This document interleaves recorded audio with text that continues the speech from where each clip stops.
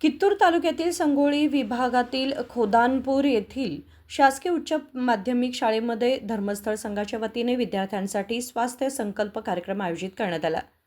कार्यक्रमाचे उद्घाटन शाळेचे मुख्याध्यापक NH मोक्षी यांच्या हस्ते दीपप्रज्वलन करून करण्यात आले।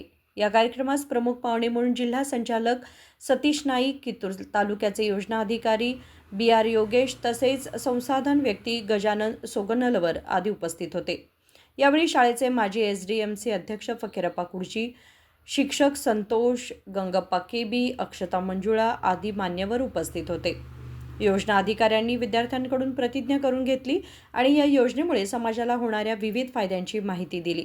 तसेच विद्यार्थ्यांनी सुसंस्कारित संघटना निर्माण करावी असेही आवाहन केले।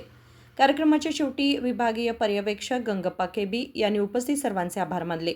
यावेळी सेवा प्रतिनिधी, विद्यार्थी आणि इतर मान्यवर उपस्थित होते। Bureau report KMM Marathi, Kittur.